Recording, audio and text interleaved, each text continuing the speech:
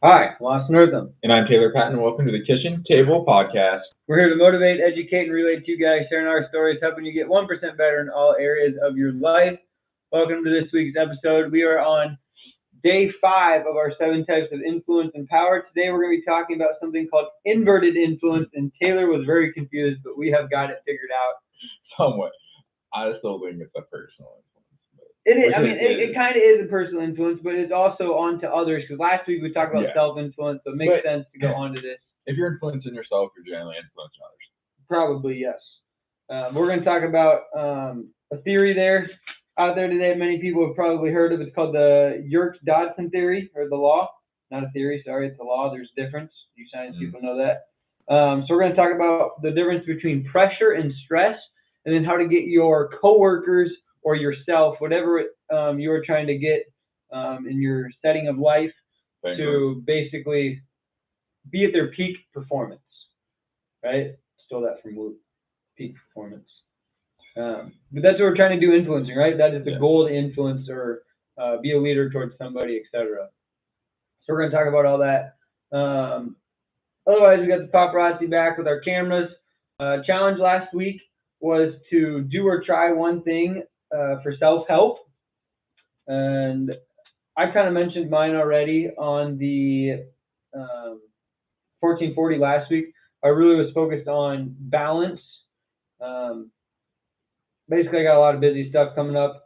I need to get better at a routine. I really be really locked in and celebrate the times that I have some free time and use that wisely. And then also make sure that when I'm busy, that I'm cracked down and I wrote in my journal, like, let it rip, like, be ready to go for the next month and a half. Like, finish up your workout, grow with the fiance, summertime, hang out with friends, make some money, all that good stuff. So I've really just been trying to think about that. Yeah. I also wrote that down too. And that is like, so with the new job comes a new schedule. Mm-hmm. And so I'll start the new. No, this is next week. So this last Friday. Yeah. This last Friday. Sorry, we're ahead of the game right now. I started it, so I'm in the midst of it. So how it works is I work 7 days. I'm 7 days off, and just trying to figure out the schedule and how I'm gonna get the stuff that I want to get in, and that kind of like brings me motivation, brings me joy in life. Trying to fit all that in. Also, another thing I've been thinking about is, remember a couple weeks ago how you're like, if you focus on it, you'll do good at it, like with the kids, and try to spend more time on them. I've really been trying to do that just my whole life. Like today, my brother's like, "Do you have time to talk?" And I was like, "I really don't." And then I called him anyways. Yeah. I was like, that's the effort that I need to be doing. That's the influence. I literally thought about that. That's the influence I need to have. And it's just 10 minutes out of my day, so I can take it. And like and just in that self, like the impact and influence you can bring to someone just by, because how many times like I feel like I like push aside or don't give attention to the kids or people that I need to give attention to, and then like thinking back, like, crap, like I should have gave this person attention, and then just being able to put that process in your mind, like, at the end of the day, I can give like 2-3 minutes of my life to have a follow up or a conversation with a person, and that can bring them value or bring them like joy or motivation or just feel the being valued. At the end of the day, just being valued can bring all those things, and then you're more valued as a person because you bring value to other people. Yeah, and thinking about the 1440 last Thursday when I was talking about balance, I think that the reason I need balance, and you asked, like, is balance better for you than if, like, you work hard every day, go, go, go, you know? Like, most people think work hard, you'll go more places. But, like, in workouts, you need to take, like, an easy day every once in a while. So as I was looking back at my quotes, this is going to be a long story here. Looking back at my quotes, and I saw the Whoop thing I was listening to, and it talks about how in the off season, a lot of NFL players get in the yellow or the red a couple of days in a row. And that's like when you know you're training hard, and after that you need to take maybe it's Thursday, Friday that you're really low. You need to take that Saturday easy so that you can get back in the green, but that doesn't mean that Saturday to go drink or go play basketball with your friends, and then stay up late. You know, you got to like use that day wisely, and then you'll be in the green next week and ready to hit the next thing again. Yeah.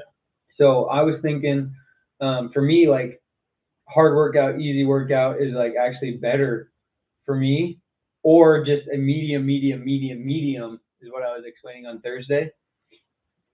So I think that it's the same thing in life.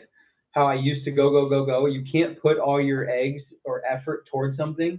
Like that's why if you can work 4 hours a day, you can work on the podcast for 4 hours a day, you can help somebody, you can call somebody on the phone for 2 hours, and that's a lot more fulfilling than okay, do this, and not really have the time or effort or time or energy to put in the effort to be the best that it can be. You know. Yeah. So I think less is more a lot of the time. Instead of trying to do multiple things or trying to just squeeze in that last little thing, that really isn't that big of a deal. Like for me, I always try to get extra sleep. So we were almost, well, we kind of were late, but to an event that my fiance and I had to go to on Saturday, and I was already getting up early to make sure I had time. Mm. But then we had to be there earlier, and I was like, I'll be fine, right? I'll just skip something in the end. But I didn't. And long story short is, I rushed through everything, but I feel like I got it done well. But if I would just sacrifice 10 minutes of sleep, do you think that 10 minutes of sleep is really going to make a difference in the grand scheme of things? No, my recovery might be 1% lower. So it's like not a big deal, right? So now if you're getting half hour to an hour, now it's changing. Yeah. But if you do 10 minutes, if I just would have got up 10 minutes earlier, I'm already get up at 5:30 in the morning. What's 10 minutes, you know? To make sure you have a little extra time. So I think that balance or not having to rush is a key thing. And it matches the inverted theory as well, that it's just more stress instead of being like the pressure to get going. It's more stress, like I have to go, otherwise I'm screwed, you know? Yeah.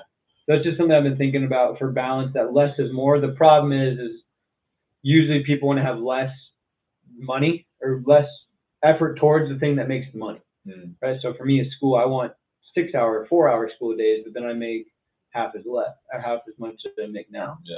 That's the hard part. Now, if you have a lot of money, it doesn't matter. That's when you can start to do things that you want to, you know? Yeah. So that's the challenge right now moving forward. Mm-hmm.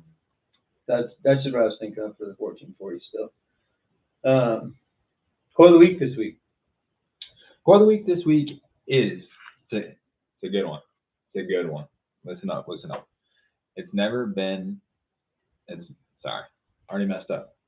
It's never too late to be what you might have been.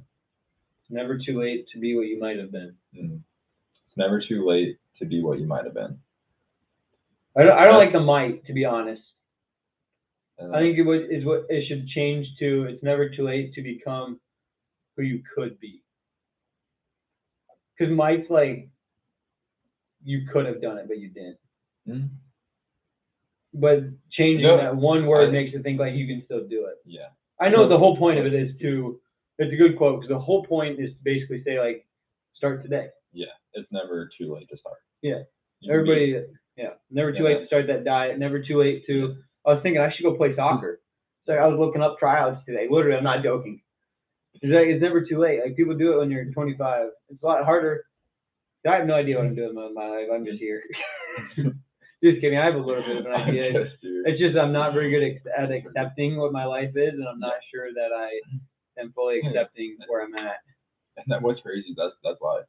Yeah, it is. Like you never fully know or understand life, and that's like part of like everyone's like so caught up in that and understanding like the next like what they're doing, their next move, like you don't know. And that's why people go through like a quarter life crisis, a midlife crisis, end of life crisis.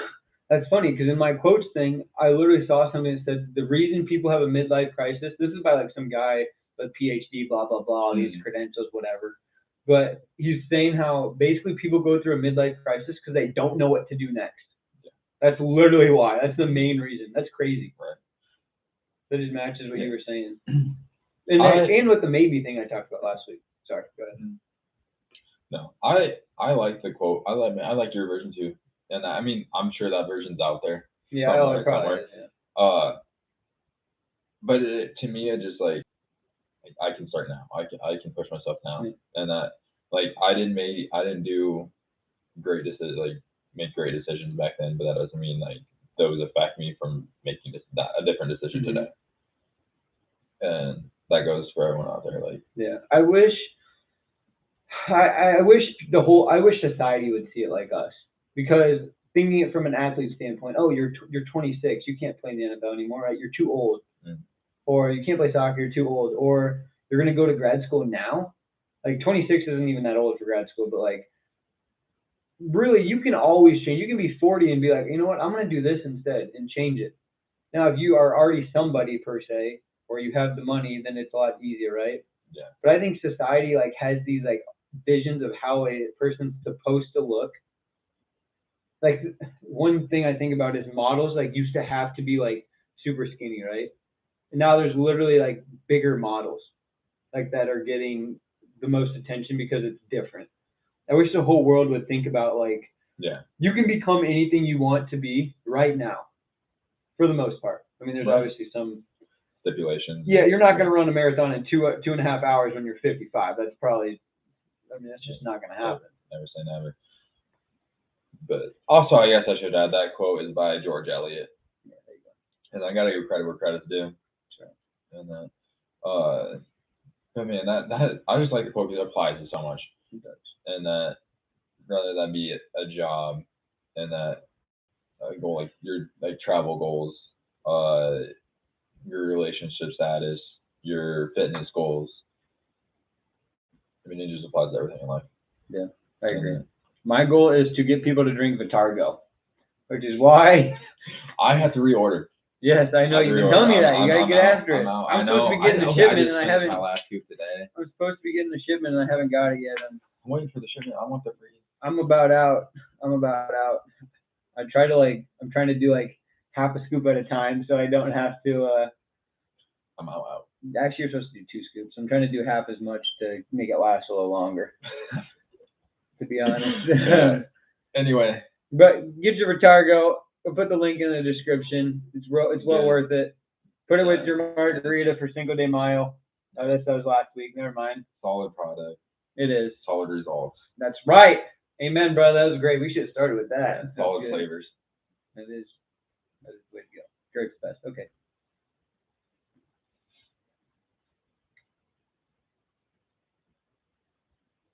All right, we're back. Let's start talking about some inverted U theory. All right, so this is also called. Tell me all about it. I'm gonna. I actually like this theory a lot. I didn't actually think about it when I was looking through these influence days, and then I started to look into some more research on it, and I was like, oh, this is what it is. And I was like, this is great. I really think you should be spending time training in this area, which I'll get to in a second. But basically, inverted U theory is created by psychologists Robert Yerkes and John Dodson in 1908. So basically, it's called the Yerkes and Dodson law, but it's a graph. It's a arc. Think of the St. Louis Arch, okay? It's an upside down U. Yes, that is why it's called the inverted U. So it's kind of like a weird end. I gotta give a visual. Yeah, visualization. We need like a video that like pops on the screen. We need a tech guy. My goodness. Anyways, I'll work on it. At the bottom of the screen, so the x-axis is pressure, okay, and it's low or high. And then the y-axis, which those of you who aren't geniuses, is going up. Yeah, but you explain that, people are gonna be like, huh? Yeah, they should all know. Going up is performance. Going across is pressure. Okay, what if they don't know what across or up means, right? Or you. Yeah, then they're screwed. So it ain't worth it. It's shock. Yeah, it's shock. That's Taylor's word. Anyways, going up is performance, and going out is pressure. Okay, so where they meet is low, and then once you get to the extremes, it's high. So the inverted U, it's basically an upside down U, and at the bottom left of the U, upside down U, sorry, the bottom left says boredom or low pressure, right? And then you get up to the very top of the arc, and it says area of best performance. And then you go down the slope, and at the very bottom right, so you have anxiety or you're unhappy. But at the boredom, you're also unhappy.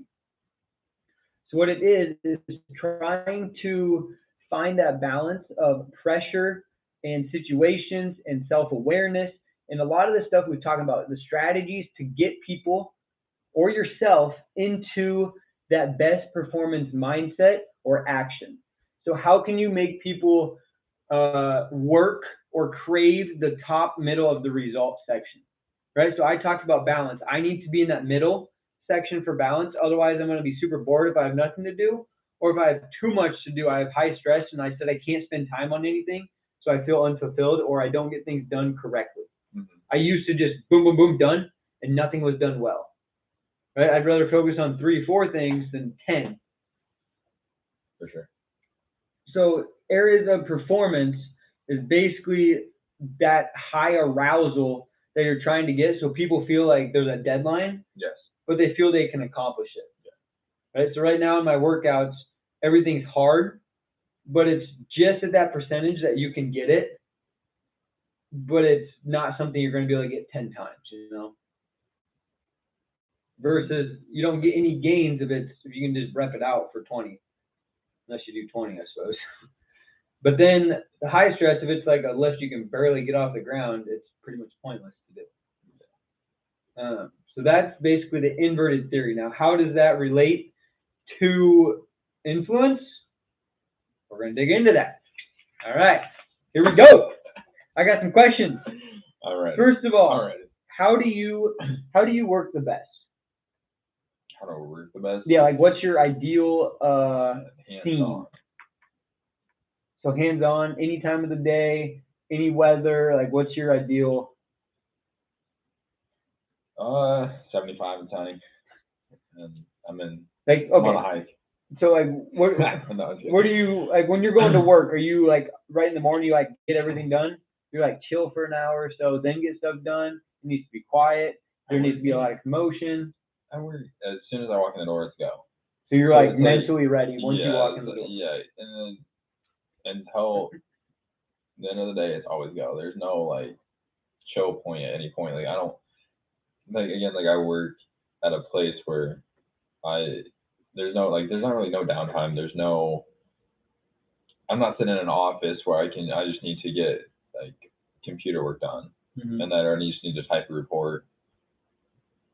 And then like I'm working with like 20 plus other people, and that need to have eyes on them.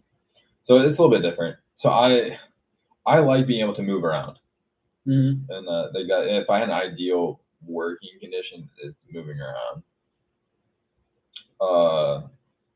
Why do you think that? Why do you think that is? I understand it's just the way you are, but why? Why? Have you ever thought about that? I just been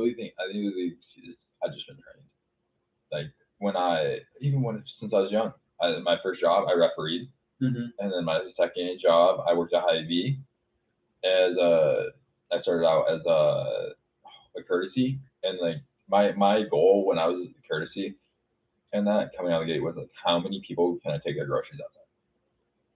You know, like like when I worked 8-hour shift, I was in insane numbers, like almost hitting 100.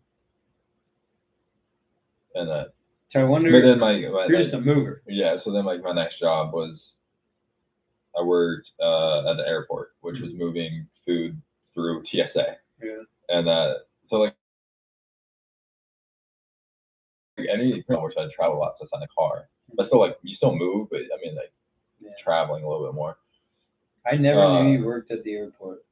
And I don't talk about a lot. It was a short period of time because I went it was like I want to say January or February, and then it was earlier. It was for like October, November, and then I went through to like February, March, and then soccer started. And I was like, I kind of just I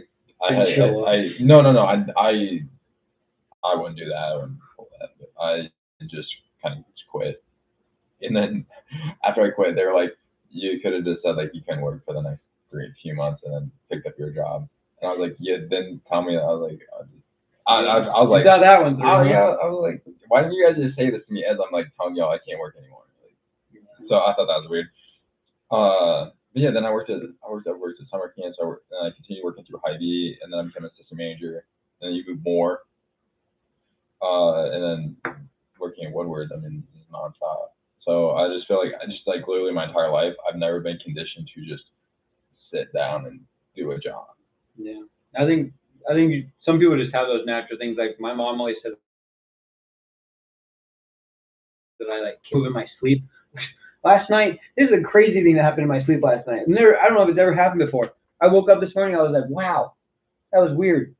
So last night I had one blanket on. I had my Colts blanket, and I put my UNI blanket over top, right? And then I wake up in the middle of the night, and I only have one blanket. And I'm like, what's going on, right? Normally you get the top blanket off. I'm sleeping under the UNI blanket, and I have no idea where the Colts blanket is. I wake up, and I look on the other side of my bed, and there's the Colts blanket. I literally like pushed it, the whole thing, off my bed somehow. And it was on me, like the over top one literally didn't move an inch. So I don't know if I like held the top one up and kicked the other one underneath or what. Right. And then I threw it on me. I was like obviously dazed and I couldn't like see. So I threw the blanket on top of me, literally landed perfect on me. Like perfect, you know how you want the long side going with you and then the sides are a little not as wide. And it was just perfect. I was like, went right back to bed. I was like, this is the weirdest night ever. So I guess I'm a mover too. Here's a fun story for you. But yeah, crazy story when I was working at the airport. So we had to move food through TSA. Mm-hmm. I worked at this place called Cracky McGee's, and which is like a fast food restaurant in the airport. And so you take food through, they have to check it, but you get your own special line to walk through. Yeah. But you still get patted down and checked all that stuff. Yeah. So then they like swab, especially like they swab your clothes, and then if like that still goes off, then you go get like strip searched. Nice. And I never got strip searched. I was the only one like to work there that never got it. Like there was like a few workers there that would get it like daily. Yeah. And like, cause they like swabbed which is, okay, this is weird, but like food was one thing, but like the drinks was the one thing that they were very concerned about. And so they had like extra things to do for like drinks. But anyway, so like this is back when I wore snapbacks a lot. I wore them backwards and then anyway, I was told by one of the TSA workers that I couldn't wear a hat anymore because it was gang affiliated. A backwards snapback hat was gang affiliated. And this is in 2013. And I was like, in Omaha, Nebraska, I was like, this is gang affiliated. Like we got all these people. I'm like, you look around, I'm like, I got a 55-year-old man out here, like you out here saying like that he's in a gang. I was like, come on, we're in the suburbs. I mean, Omaha is kind of active like that now. Not as bad as some places. Yes, but Omaha is pretty. Also, there's not bad cities, just bad places within cities. Yes, and but anyway, talking about that, as in like we're talking about like the stress. One thing that that gives me higher stress is driving a car in new cities or places I don't normally do. Yeah, I think it's just because you're not used to it. Yeah. You don't know what's going on. Yeah. You don't know the roads. Yeah. I always think about that in like bad weather. Like I'm glad I know the roads that I'm on in bad weather. Yeah. And then also having to look at like the GPS and like stressful. Yes. And that will always be one thing that. You know what though? Gives me a higher stress. You know what? So makes my heart beat a little faster. I know we might have talked about this a little bit in January, but when we drive like in the snow, like my windshield wipers suck or I don't turn them on. Even if I don't know where I'm going. Like I think of like the Mario Kart where they splat the ink on you. I literally do it in real life. I'm just so confident. I'm like, I know where I'm going. I'm good. And everybody's like, turn your windshield wipers on. Slow down. I'm like, I'm good. Like remember in South Carolina when I was talking to my uncle on the phone? Literally could not see 3 feet in front of the car. We're in this van I've never drove on roads we've never been in. It's literally a monsoon. I look at you and I'm like, you want me to drive? No. Like, no, I got it. And I was like, I'm going to sleep. You're like, I'm going to die. I was like, I'm going to sleep. If I'm dying, I'm and I was just so confident. So I think that if you're confident, your stress automatically goes lower. Yeah. Just for some reason. So maybe it's not even stress because it's that pressure and you meet that challenge, you know? Yeah. So the difference between stress and pressure is that pressure is positive to a point. Like you got to succeed to go through, you know? It's like that lift that's not quite too hard, but it's difficult. Or I was telling kids at my training division for kicking, like depending on the weather and the wind, like if your absolute best kick is a 50-yard field goal, you should spend 10% of your kicking at extra points, 10% of doing that 50-yard field goal, and the rest of that 80% is like the 10-80-10 rule, which is another story for another day. But out of that, actually, I'll go through it because it's important. They're good value. 10-80-10 rule is there's 10% of whatever that are going to suck, don't care, goof off, etc. There's the 10% that are just super awesome no matter what. They're always listening. They're your best workers no matter what happens. Then there's 80% in the middle.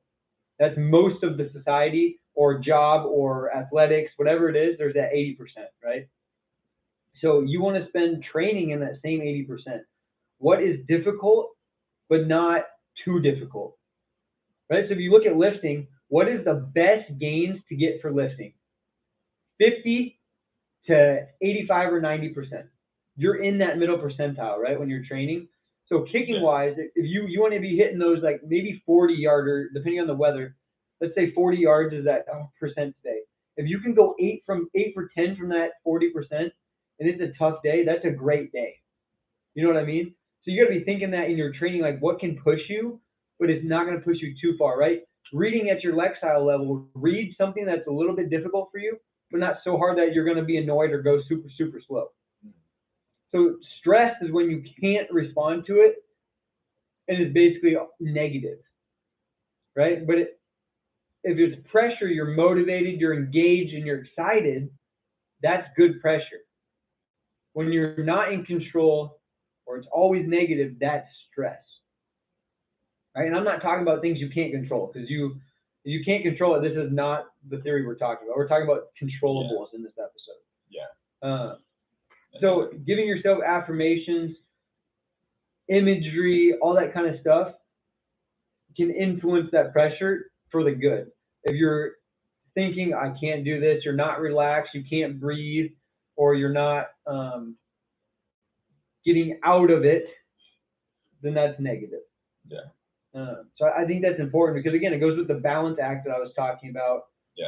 And too much pressure, not good because it turns into stress. And on the like things that give you high stress and high anxiety, or whatever. Like I think the more like if it's something like you want to do, like lifting, and that we always like. Yeah, that's what we do too. Yeah, but it's an easy correlation to see. Yeah. So like if it's your first day in the gym, like that's gonna be high anxiety. But the more you come back, the less anxiety comes, and then it becomes more balance or more like in the middle, like where you find like your best performance because you start to understand what to do in the gym, like how to get better. And if you hit that more and more often, that's when you really start to get that 1% better. Yeah. And even like more than that. Yeah. And also on the flip side, besides being, well, even when it's a competition, when you see others doing good, some people strive when they see other people doing good. Some people fold when they see other people doing good. But in terms of a business setting, if your team, if they see you doing well, they also want to do well, right? If you found that sweet spot and you found it for yourself, hopefully you can help others to reach that sweet spot, or to help at least your team, everything gets lifted up, right? So we talk about all the time in kicking, the same thing in life. Your whole class, we can use class example. Let's say your class is C, right? You want to turn that class average into a B so that their knowledge is just naturally lifted up, right? In kicking, it's the opposite. You want to have your C ball your B ball turn into your C ball, meaning you got better, but your ball is tight. How do I say it here? Your worst ball is better. Does that make sense? Yes. So just like, yeah. So then your better balls are even better. Then if you can hit that ball more often, or in school, if you can get that average up more often, everybody's getting better. Yeah. Because you're finding that situational balance, using the tactics we've learned or talked about to get them to it. That's what I'm talking. That's why inverted influence is so important, and we never think about it. It's using all those tactics, your self-care, the strategies to figure out those people, and then they're able to reach that pressure point, but not the stress point. And over time, that all increases up, and now the arch is wider and higher. And that's ultimately what you want from a business setting, from a personal standpoint, and relationship standpoint. Do you feel which is the most important? pressured or stressed right now? Me? Yeah. That was actually one of the questions I was going to ask you. But I don't feel pressured, or I think some stress is actually right good. We're in the boredom phase? No, we're definitely not in the boredom phase. I rarely am in the boredom phase, let's be honest. I know. If I do, I figure out something to get me out of it. That's actually probably not good. Yeah. I don't know. I'm stressed about like the challenges in my life now. That's another question I've asked you. I'm going to put it together. The challenges in my life right now are, again, what is the next step? And I really don't know athletic-wise what I'm supposed to do. Yeah. Football, do I go back for soccer? Both are unlikely. Do I do CrossFit, which is fine. That's one thing that's in the realm. But when I do CrossFit, like today and yesterday, I was like, I cannot do CrossFit. Like, there's no way. 1, my body. 2, I'm not like good enough. 3, this sucks. Yeah. And then I look at my score. I finished the workout. I couldn't believe it. It was like, here, I'll just say what it is. It was 15 burpees, 15 pull-ups, and 25 wall balls. And if you did 5 rounds in 15 minutes, it was for time. Otherwise, you just go until 15 minutes is up. And I was looking at it, I was like, that is 3 minutes per round. Wall balls, just to throw it up and back, is 2 seconds, right? So that's a minute no matter what. Burpees suck. Doing 15 minutes, that's a burpee every 3 seconds. And then pull-ups, I can do them consecutively, but I need to pace them out. So I need to do at least 2 sets, or break my sets of pull-ups into 2 rounds, you know? So I do 8 and then 7, or I'd start out with 11, then I went down 1 each round. So that will take me roughly 30 seconds to 40 seconds. Yeah. And then there's a 10-second break and I go back at it, right? Mm-hmm. And that's not giving myself any time between other disciplines besides the pull-ups. So I was like, to get this is going to be so hard. So is that stressful for you? No, I just accepted I wasn't going to make it. And my body did not feel good that day, and the Whoop showed it. But I got it in 14 minutes and 30 seconds. During the last round, I was like, holy cow, I can make this. And then you start believing it, right? Yeah. And then I was like, I got to do this. And then I'm like, okay, I got a minute to spare. And I was like, I'll just make 15 minutes. And I keep going, like, okay, you have 25 reps, you might as well just go. I got done in 14 minutes and 30 seconds. I looked at the scores. The only person who beat me was the owner of the gym by 4 seconds. So then it's like, whoa. So that was I wasn't stressed, and I really didn't have any pressure. Mm-hmm. But then when I look back, I get excited about it. Right. That's the pressure that you're like, I can beat it. That's the pressure you want. Like I said earlier, my cleaning in jerks right now, it's like, it's tough. Yeah. But I know I can get it. Yeah. In terms of life, I'm stressed because I don't know what's next, and that's difficult for me, which we talked about last episode. Yeah. So, but I don't think it's too much where that's just life. Yeah. I don't know if that answers your question, but I do better. Me personally, I do good with a little bit of pressure. I do way better with stress than most people, in my opinion. Just because a lot of people, when they get stressed, they fold or don't know what to do. Whereas I'm like the one who's like, okay, you got to do this, this, and this, and figure it out. Right. And when shit hits the fan, sorry for the language, you gotta your results that you think are gonna happen drop significantly to the main priority. Yeah. And that's when you find out what matters. Yeah. There was this time when I was working at Wesley Woods, and I was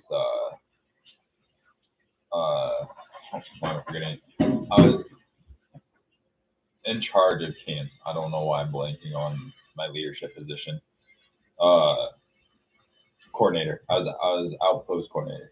I was in charge of like certain camps that week. Yeah. And anyway, we had a tornado warning, so we had to bring in all of our kids. And there's one that was just in the middle of making dinner, and because they cook their stuff over the fire at dinner. Mm-hmm. They make dinner over the fire at breakfast for dinner. And anyway, so they're in the middle. And I pull up in the van, and I'm like, everyone's got to get in the van now. I was like, I don't like. Yes, I understand you can't eat right now, but we're in a safety security issue right now. And I knew in my mind, I was like, okay, these kids, but like I felt the way I came off stressed the counselors out. They're like, they didn't. I mean, out there you don't know, like you don't know big picture, you just know small picture. And some they're like, what the heck, like what's going on? I was like, we're in like a tornado warning or whatever the more severe one is. Warning. Yeah. And I was like, we have to go now. And so then I was like, I felt like the kid, like looking back, like my tone and that, like I knew I was like, let's go. But the way I like my tonality and that, which I'm pretty sure we talked about. We talked about this. Yeah. No, we kind of did. Well, we just mentioned it. Yeah. I just had a training on tonality and how it's a huge part of which makes sense for influencing, because they all thought, well, this guy's nervous, so now and I was confident, I wasn't nervous, but I'm now looking back the way I came off, probably sounded nervous, but I was like, this is like a normal, like to me it was a normal thing. And that like, yes, was I like nervous? Yeah, but it was like nothing big. Well, I bet the tonality just depends on, again, this is big for influence, I think, because it depends on your crowd. Like if that was the military and you said, let's go, we gotta move, like everybody's like, all right, they're locked in, you know. I'm talking to, you're talking to 10-year-olds. You're talking to like 16, 17. Yeah, and they're like, oh my gosh, I'm gonna die. Like they're scared, you know.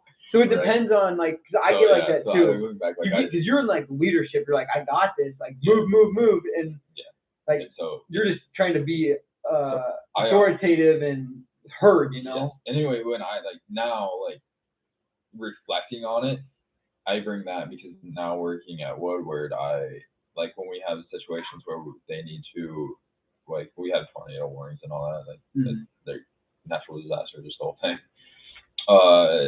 My tonality has changed where like I'm way more relaxed sounding and then than how I sounded like that day. And so like that, like that's what drives me, just the discipline of being better than I was yesterday. Yeah. And then so like those major stories always like stick out. Something that's also interesting. I don't know how I brought this up. I was going with something in there. Oh, it is distress. Yeah, how you show distress in situation. So tonality, I think, matters in influence, which we haven't talked about that too much. I know we mentioned it a little bit, but that's it. I also think, like, I've been watching The Man in the Arena with Tom Brady. Well, I'm done with it now. Pretty much busted it out. You watched that in like 2 days. Yeah, pretty much. It was more like 4, but Tom was talking about how he's not sympathetic or empathetic, and I was like, I'm not either. Like, I'm not a sympathetic person. I'm empathetic because I feel for people a lot. But no, the reason he said he's not sympathetic or empathetic because he wants to solve the problem. And I can totally agree with that, right? When people are down, they're like super stressed out or anxious or depressed, nothing can do better than to solve that issue, right? And that's just the only way to make it go away is to solve it. That's just like from like a biological point, that's just like what a man does, is like solve issues, because there's always gonna be one tomorrow. Exactly. So then that's what makes me less stressed, is when I solve the problem. That's why I think I handle stress so well. Now I also create it for myself, and I am OCD like, but the best way is to solve the problem. It's just like, don't listen to the outside noise. Literally watch your film and get better. So what's most stressful to you right now? Not knowing what the heck I'm doing with my life. Right. And wanting to do a bunch of things and slow down and do what I want to do, but having the adult thing to actually I need to do. Isn't that wild? Like how you don't know where your life's headed, but you can take your life in any direction. Yeah. And that's the thing, is I don't know what I want actually. Like I've always been like, this is what I'm doing. Now I'm not quite sure. Like being a kicker in the NFL, it's harder to be like the true me, I would say, because I like want to run around and have fun, you know. I can't really run around. Like I go in the field, I walk off. But soccer, great, but then I got to move somewhere, or I got to totally shift everything I've done for the past 4 years. CrossFit, yeah, it's fun, but what I'm really good at is kicking a ball and like running around and having like a team. CrossFit, you don't really have a team. Like I sit in the gym, I motivate myself. Fun. What does that do? Then I speak. I think speaking is definitely a part of my life. I just don't know what's gonna propel that. You know what I mean? Because I feel like sports is a bonus, and that's what's gonna get me some more audience. So I'm just trying to work through that. That's the biggest stressor or struggle in my life right now, even the challenge. But I think I'm getting better. You asked me last episode if I'm getting better at anything, or was it this episode? I don't remember at this point. We're doing a lot of episodes right now, so I think it was maybe it was this. I think it was last episode. I think it was. You said like, where do I feel like I'm best and worst at right now? Yeah. Did we even answer that last time? Yeah, I kind of did, but we kind of ran out of time too with the 1440. We needed to get 18% better for that. Yeah. We had a lot more to go on that. Right. But anyways, I think like something I need to get better at, and another challenge is comparing. Is what one of the answers I said. I need to do better at just enjoying myself, enjoying my fiance, not comparing her, not comparing me. And I also need to keep submitting myself, or what's the word I use? Letting go, or whatever, to God and whatever my plan is. And went to Father Stu, and I think that was really a good eye-opener as well. I highly recommend that movie. But I also think that I'm doing really good at, like, athletically, what I'm trying to accomplish right now. I'm getting there. I'm getting bigger, stronger. I'm meeting the goals that I need to meet there. I'm getting better at the life game. I'm learning more about stocks. Like, my goals, I'm getting closer at them. It's just harder to.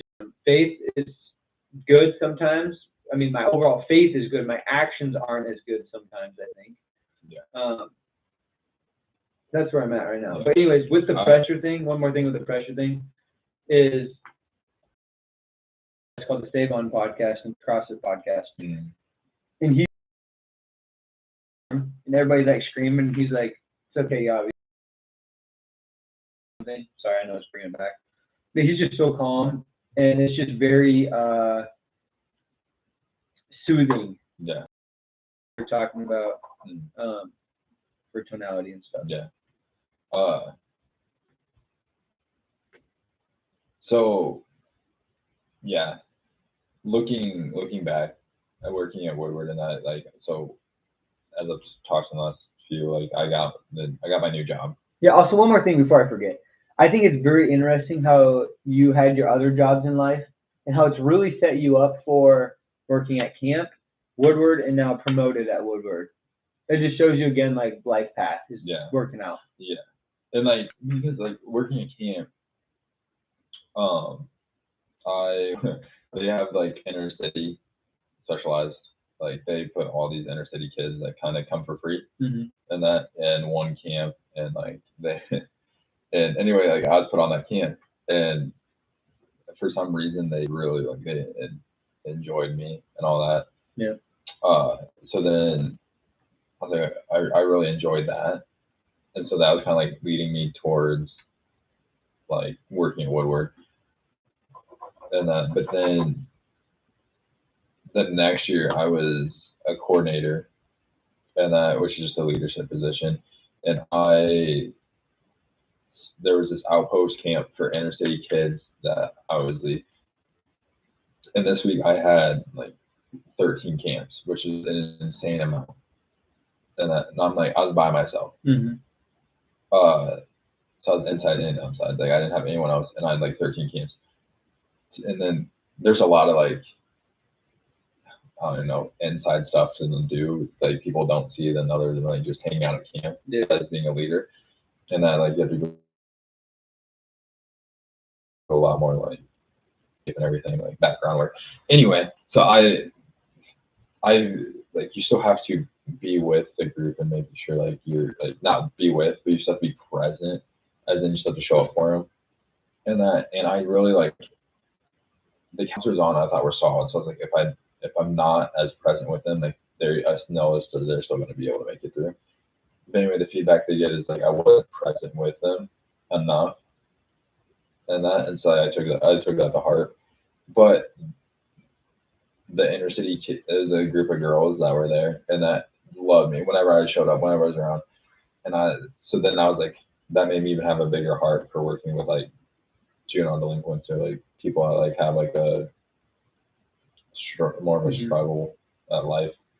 Yeah, and I think one of the biggest things that we talked about, or I just hit on, and then we went on another story, is well, we've been doing a lot of stories, which is good. That's right. But I think that power comes from the relationships. You Yeah. cannot do any influence, especially the inverted Mhm. U theory, without knowing your customer, your coworker, your Mhm. students, whatever it might be, yourself, Mhm. because you don't know how to apply that pressure, so it's not a stress, you know? Yeah. So in a job, and another thing I was looking at with my quotes and stuff is in a job interview, you should never say what you can do. Mhm. They're already interviewing you. They know that you can do the job, right? You should connect with them on a personal level because Yeah. that's what takes businesses to the next level. And that's power, is having that connection between people, right? Right. So I was I gotta do. Anyway, you can finish your thought. Well, I was just gonna say, like, literally what we've been talking about this whole time is like the four influencers that the inverted U goes through. So like the skill level, Mhm.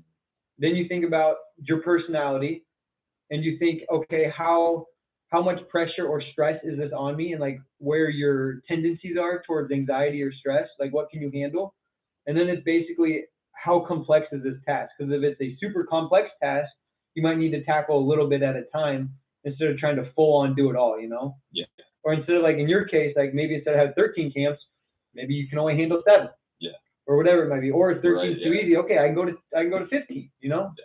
So that's like the process we think about both physiologically and psychologically. Yeah. That we're doing the inverted U without even knowing it. Mhm. Both for ourselves, influencing others, but bottom line is the U is going to be broader and higher if you know who you're talking to. Mhm. And I think that's important. Yeah. Because we've talked that about every single episode, how relationships matter. Yes. And power is obviously, Yes. power is control, and we like control. Going in, 2 more stories. You just talked about how in their interview, like, really, like, build relationships, Mm-hmm. and then 'cause they already know what you can do, and which makes sense because if you have your resume, they obviously see where you've been, what you've done. So when I was in my interview for my new position, I was just talking about certain stuff, and I was like, I was like, something I'm okay at but not great at is giving feedback. And so I had Yeah, to, that's what we were talking about last yeah, time. Yeah. and that's like I had to give feedback to the people in the room interviewing me. And so just thinking about that, like building that relationship, right off the bat, I was confident enough to give people that were interviewing me feedback on pretty much like how they do things. So that, like, just walking out, I was like, even if I didn't get it, I was still like confident in how I handled that Mhm. interview. But going into that, like, on the boredom scale, like, is like, since day one, since I ever knew of the position I'm in now, which is just BSS, stands for Behavioral Support Staff. This is what I wanted. It was one of the things I wanted, like, right, kind of from the get that I knew it existed at Woodward. Mhm. And I've been there for 2 years. I left for 6 to 8 months or so, whatever it was. Then came back, and I was kind of like tossed right back in the same position, and just being the point person. Like, I didn't leave the dorm. Like, I just ran the dorm, and so, like, it was already easy when I left, and then 'cause I can walk on a shift and run it with anyone. And then when I came back, so I kind of ran the same thing. And then probably about a month ago, I was like, I'm already like kind of getting bored. Like, it's the same thing almost. Mhm. Like, I'm able to run a shift and like move things in a direction. And so I was already like kind of thinking, I was like, and I've already talked to you about this and talked to the podcast about like moving out of states. And I was like, is this going to become more of a reality type thing? And that's when like this BSS position started opening up. And so it's kind of like serendipity, kind of like how like the way of life falls into place. Mhm. It's like this position opened up right when like I was getting bored. And then as we talked about, like, this introverted you. That's what fathers do. You got to follow in the path. And so then, like, now walking into like I know you're gonna hear this late, but walking in, my co-partner has pretty much the weekend off, and that because of personal stuff and all that stuff. But so that's gonna throw me right in the fire right away. It's like I'm gonna have to be on my A game being the first weekend and like not really knowing what's going on. I still have to bring what I got. Mm-hmm. So I'm excited for that. I'm excited to let you guys know. But yeah, so that kind of like brings it back up, kind of more in like a pressure situation. Mm-hmm. And that, 'cause, I mean, it's the same thing. Like I'm not stressed because it's nothing different. It's a different position, but it's like not a different, like, it's not like I'm switching jobs. I have to learn a whole new job. Yeah. And I just have to learn different techniques. Yeah. So that's where I'd say that's where I'm feeling like the most pressure right now. I had a question for you, but I didn't write it down. We can talk about it in the 1440. To be honest, we're about at an hour, so we should probably wrap her up. I'm open. All right. Challenge this week is going to be to just meet a challenge. Right? Find yourself in that 80th percentile type deal. Challenge yourself, but it's not too hard, not too easy, whatever it is. Whether it's a conversation you need to have with somebody, if it's a workout you're going to hit, if it's a amount of sleep you need to get or want to get, it can be that simple. If it's eating healthy, eat healthy for 80% of your week, and then have 20% be cheat. If it's not challenging, it's not changing. That's right. We're gonna end on that. We'll catch you guys next week. Thanks for tuning. Thursday. Thanks for checking in. We'll see you guys later. Love you.